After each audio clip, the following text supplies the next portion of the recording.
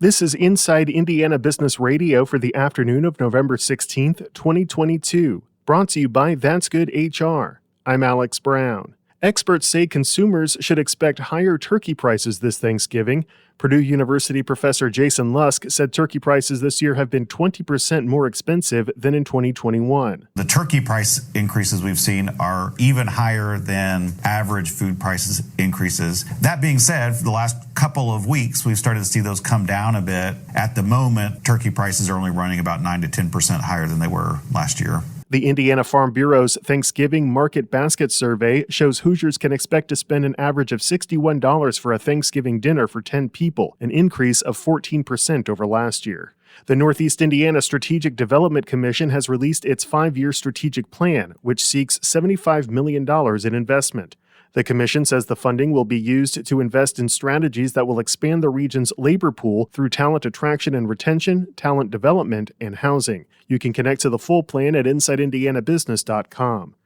Manchester University is again waiving the enrollment deposit for incoming undergraduate students. The school made the same move during the pandemic to ease financial concerns of families. Those who have already deposited will get a credit on their fall 2023 bill.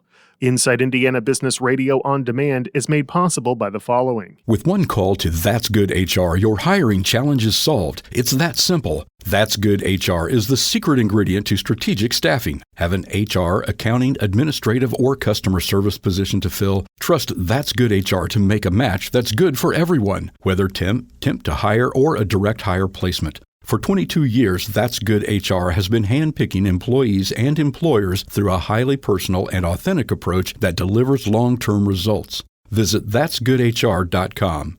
Remember, the match matters. Get ready, Northeast Indiana. We're headed your way. Join IBJ Media and Inside Indiana Business November 29 at Fort Wayne's Grand Wayne Convention Center for Engage Northeast Indiana. We've assembled the region's top business, community, and philanthropic leaders for a discussion on the issues shaping the future of Northeast Indiana. From attracting top talent to workforce and economic development, we'll explore what's working and big ideas for what's next. RSVP by November 18 at InsideIndianaBusiness.com. As the Powerball drawing payout climbed to record-breaking numbers in the days preceding last week's election, state lotteries across the country benefited from a surge in ticket sales, including Indiana's Hoosier Lottery. A winner in the $2 billion drawing last week has not been identified, though a service station in California reported selling the winning ticket last Tuesday. Specific sales numbers could not be released prior to the State Lottery Commission's review, but Jared Bond, the Director of External Affairs for Hoosier Lottery, said sales increased 124% the first week of November over the last week of October. Bond said interest in the Powerball bled over to other lottery offerings, with increased sales in scratch-offs, fast play, and other draw game purchases.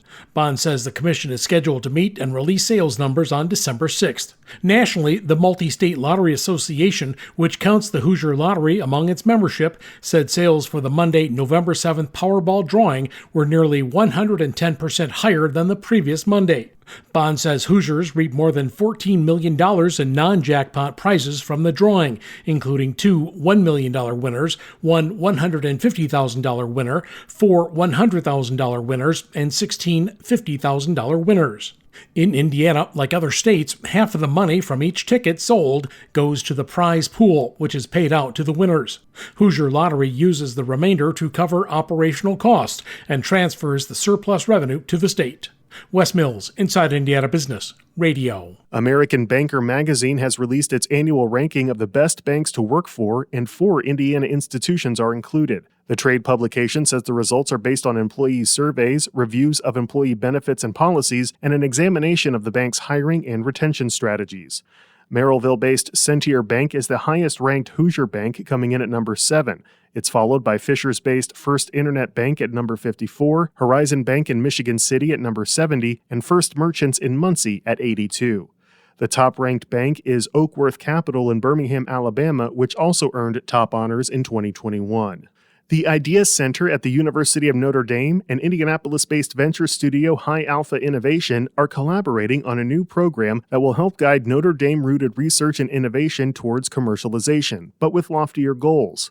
The partners say the initiative is not only about providing early-stage capital to get a product to market, but to help accelerate software startups that hope to address some of the world's greatest challenges, like sustainability and poverty. Kelly Rich, Notre Dame Idea Center Interim Vice President, says it's about having an impact. To make sure that all the great research and innovations that are originating from the Notre Dame ecosystem aren't stuck in a research lab somewhere, right? They make it out into the world, successfully commercialized, so they can make a positive difference in people's lives. The partners will create an on-campus venture studio which will be managed by High Alpha Innovation.